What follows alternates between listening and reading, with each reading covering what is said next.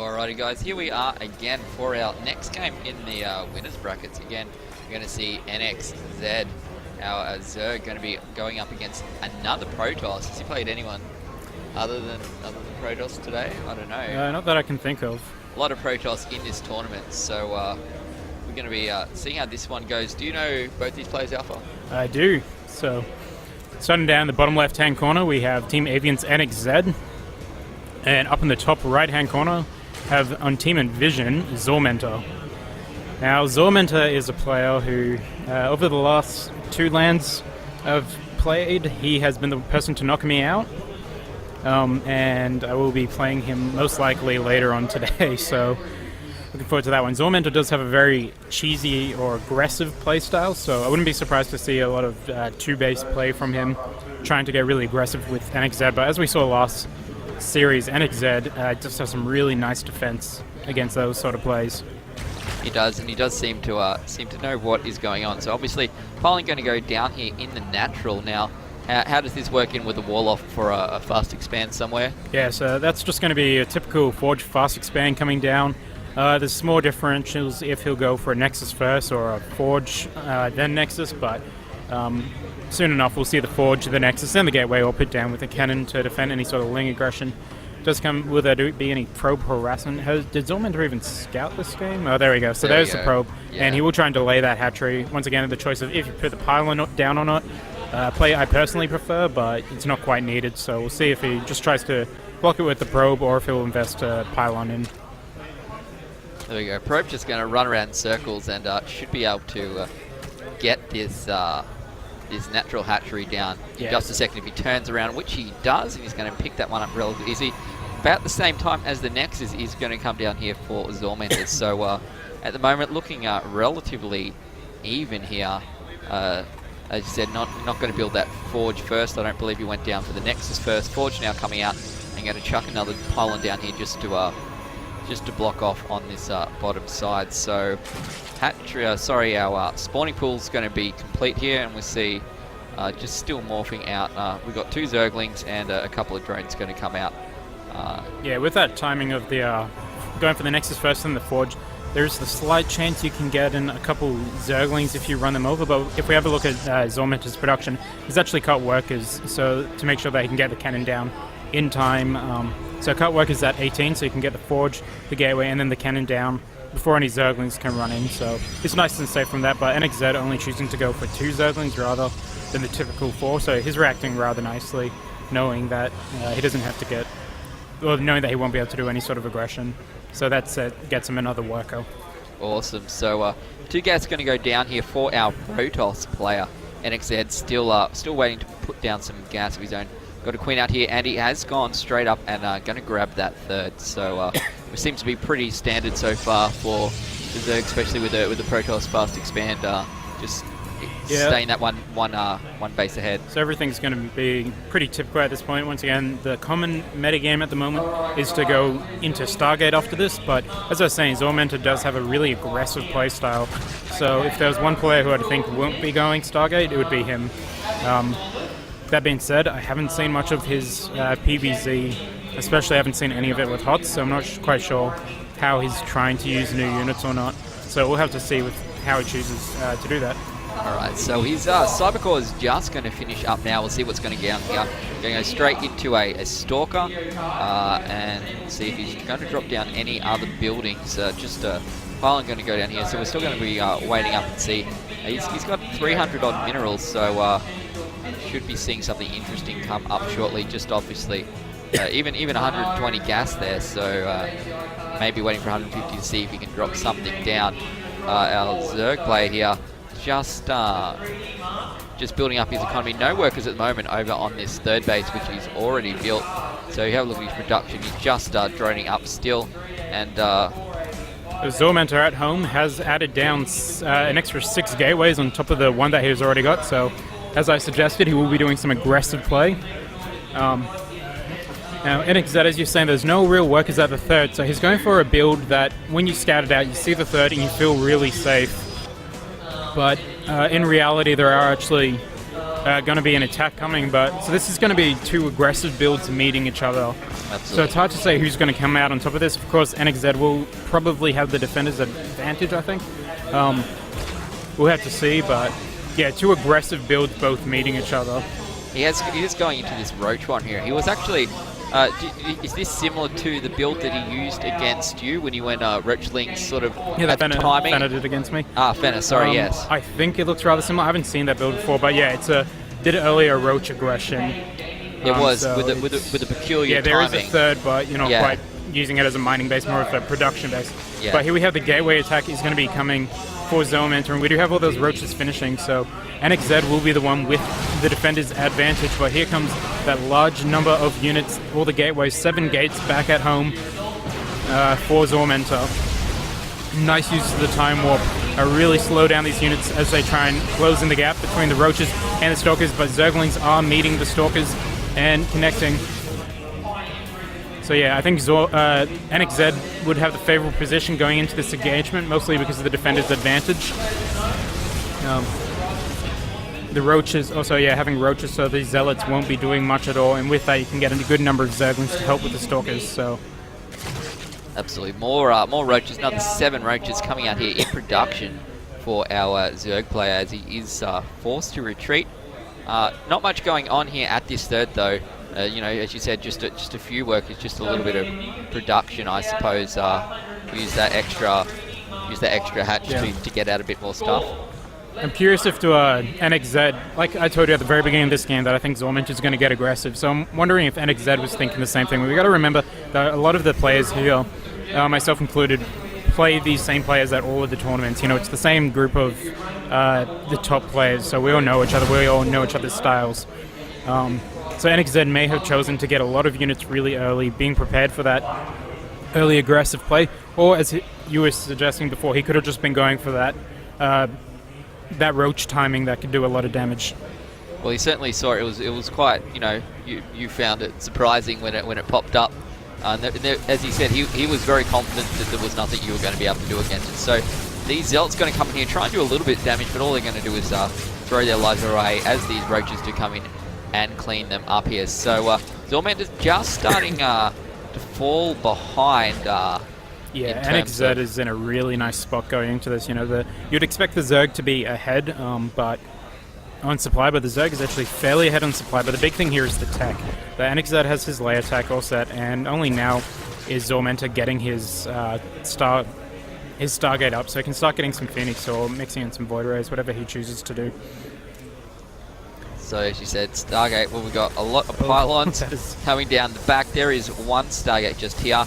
Wants to bring in a Void Ray. Was perhaps supply blocked, especially with that pylon being dropped, his forward pylon losing out there. So we see NXZ coming out here with Roach Ling, and not sure if he's just trying to clean out, checking perhaps for some more pylons up the top there. We have a look at his armor. We have, you know, in terms of drones and probes, pretty even in that sort of, even though it's there's our third base actually from our Protoss players. So the longer that went, the more locally you need to go and grab that one. Well, here comes this is probably going to be the most important point in the game right now, is if these Roaches and Zerglings will be able to deny this fourth, and it's looking like they will, because Xormentor's entire army is still up at his natural. So there we go, we'll have a cancel, and looking like Xormentor will just pull back. So he lost nothing there, just got a free Nexus, but at the same time taking his fourth nicely. So if that third had gone up, it would have been that one base rule that we were talking about, where staying one base ahead and one base behind a Zerg and you feel pretty comfortable. But once it starts getting to 2 bases, that's when you've got to start worrying. Yeah, absolutely. So these Lings and Roaches just starting to put a little bit of pressure, obviously, as you said, getting rid of that third. He does not want to fight them at the moment, using up all those force fields. Nice little row of force fields. So there's nothing here. I'm surprised. Why aren't these Void Rays coming in, just giving a bit of harass? It's one of the things you could do, but it probably just comes down to, you know, if you're busy doing everything else. Yeah, definitely pulling out the Void Rays to chase around the Roaches, but he's got to know that anti-air will be coming soon.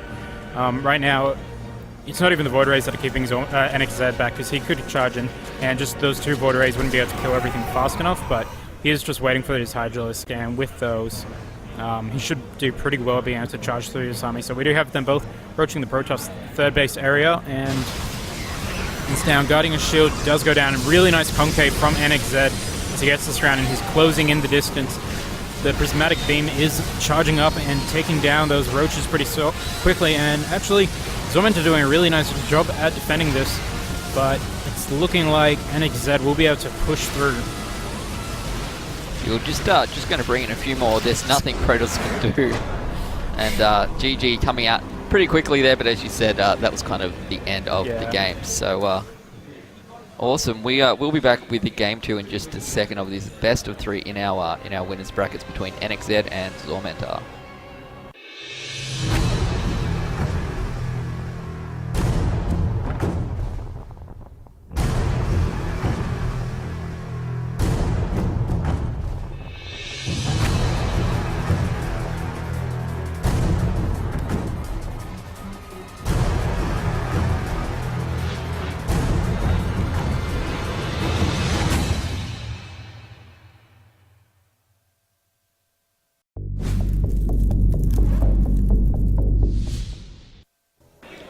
Alright guys, here we are for the second game of our best of 3 between AV's NXZ and Xormentor, our Protoss player in pink. You'll see him up in the top left here, and NXZ down the bottom right now.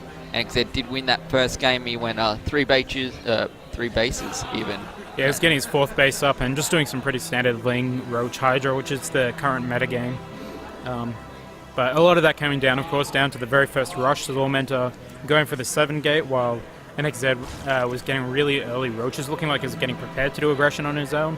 But by preparing for that aggression himself, he was ready to defend Xormentor, and with that, he just got such a lead. It is hard if you do go for that sort of 7 gate timing pressure, and it doesn't succeed. You leave yourself in a bit of a pickle, don't you? There is a reason it's called all in. So we'll see what he's going to do here. We have got our pylon going to go down into our natural here, so not surprising. Probably see a bit of a fast expand. 6 pool incoming. Well, the pool is up, but it wasn't, because I don't believe. Oh, that was 9. I think it was an 8 pool. I think it was close. Going to do the old that. extractor trick. So looks like he's trying to pull something out here. Yeah, definitely. Especially after going for the what was it last game? He went for the Nexus first, but here we go, and the pool's finishing, but there's still no supply for NXZ, so he won't actually be able to get Zerglings up quite fast enough. So that Overlord is a bit delayed. Actually, it's going to be timed out quite nicely. But this isn't probably the best map to try and do that sort of aggression, because if we have a look at the wall, all Xormentor needs to chuck down here is another gateway, or a Forge or a Cybernex, and that gets a complete wall off. So pulling off this sort of 10 pool type strat isn't the most effective on this map, because it is a smaller ramp than other maps such as Entombed or Integra. And that, I assume, is a complete wall-off that we see there. there. Will be a complete wall-off, so these Zerglings won't do any damage. But on the flip side, if we have a look at what this grants to NXZ, so it means that he can get his hatchery without any further harassment, and that's what he's doing now, sending that worker down. And it's also forced Xormentor to get his gateway and his forge and a second gateway and the cannon before his Nexus. So it's not like a complete build or loss. Can we have a look at the workers so we can see how much that build has put? Yeah, so we can see that that build does put NXZ a bit further back in workers, only having 12 workers at this point. So I think if he was trying to do some sort of early pull like that, I would have preferred him only getting a couple Zerglings, because it's quite easy to wall off on this map. So going for that a bit faster. So he's cancelled this. Well, once the cannon's up, you feel pretty safe. NXZ could run his Zerglings in, but only 2 of them would live to really reach the mineral line. And then your probes can pretty much deal with that, can't they? So by attacking this back rocks, it's looking like his might even force Xormentor to get a second cannon at the back, and that's something the Protoss definitely doesn't want to do at this point in time. If we have a look at the workers there, you see NXZ has caught up in workers and actually taken the worker lead. So that's how he's using it really well. That once you got those early 6 Zerglings, he doesn't need anything else until drones. And Xormentor even looking like he might put down a 3rd cannon. Did he end up putting that down? Yeah, 3 cannons. So Xormentor really overreacting to this. It's not ideal because we have a look. Yeah, he just doesn't have map 6 vision. Zerglings total, and probably three cannons, a little bit more than needed to deal with that. We'll chase these away though, so in reality only need that one cannon. And so we'll see if Xormentor cancels this cannon, but if he leaves it finished, it's really not needed. And it's looking like it will indeed finish. So after all that, NXZ is up by 5 workers now. Something that we need to remember that with this build, he did force Xormentor to get an earlier gateway than what he would usually do, getting a Forge Fast Expand. So he does need to be somewhat prepared for some sort of Mothership Core pressure, because he does have that earlier tech. But do we have, no gas from NXZ quite yet, so just going to be relying on pretty standard build, getting up that 3rd hatchery, and he's got his Zerglings out for a bit of map control, and I don't think Xormentor has any real vision of the Protoss base to see what's being done. Does he even see the natural yet? No, so all he's seen is the 1 base, and so that's part of the reason why he got that 3rd cannon, is because he has no idea what's coming. So he's completely unaware what's going on here. This is the point that you would be saying, well, if only I'd gone a bit of air, I'd know what was going on right now. Well, it's like to remember, in Heart of the Swarm, sentries do, you do not need to research hallucination. So it's a great tool for Protoss to be using in all 3 matchups, is getting out a nice early sentry and then getting a hallucinated Phoenix or Oracle or something to go check the bases and see what your opponent's doing. But so far, because Xormentor was spending all his money getting those cannons, everything else from him will be slightly delayed. And he's actually quite a long way away now. Quite a long way behind, even in terms, you see 10 worker deficit here to our Protoss player. Again, that's just going to keep pushing out and out and out. So only 5 Zerglings on the field. That's the extent of his army, and he's forced him to completely wall in here. 3 cannons, and our Zerg players managed to push out and grab his 3rd without any real hassle at all. You see that's all these gas coming out now as well. So what do we think we'll be seeing there?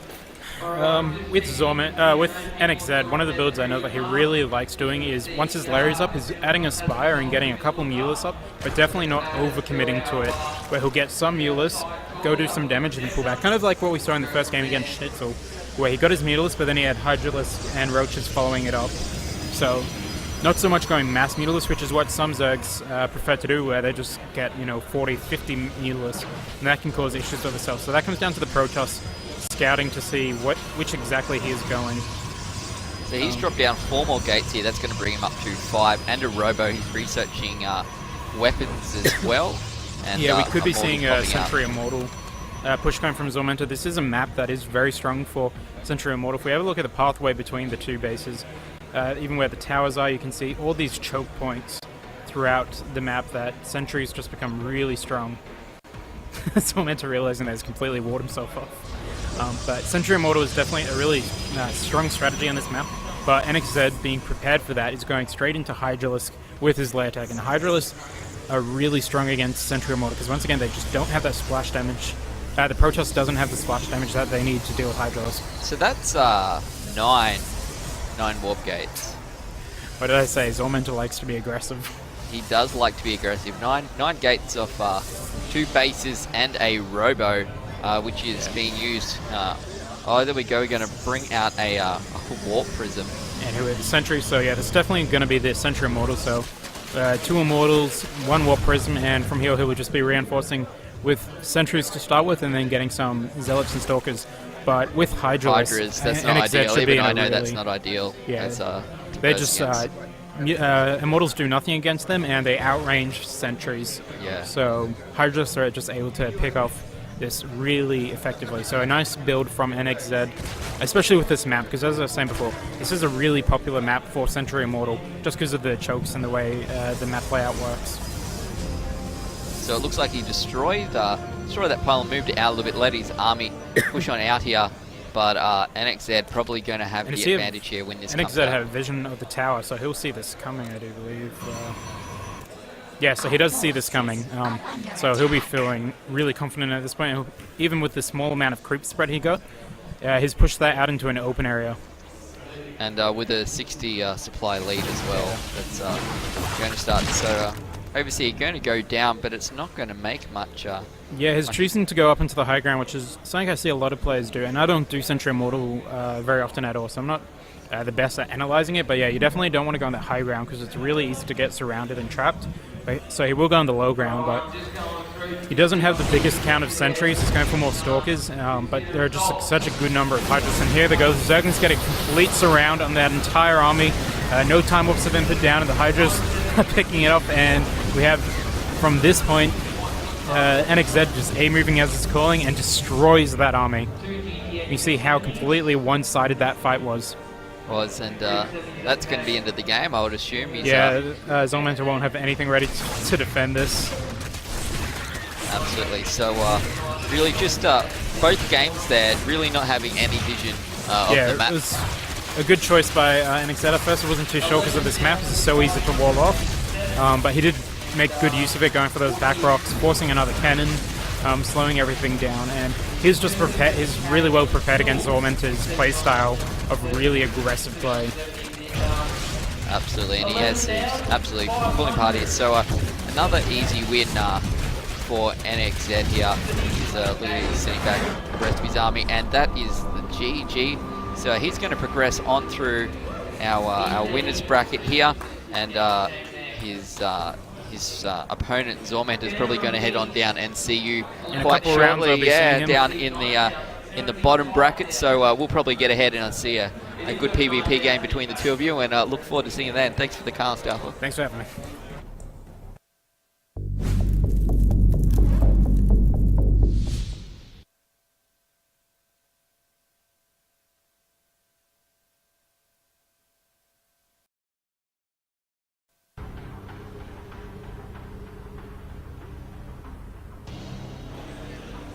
Okay, so spawning down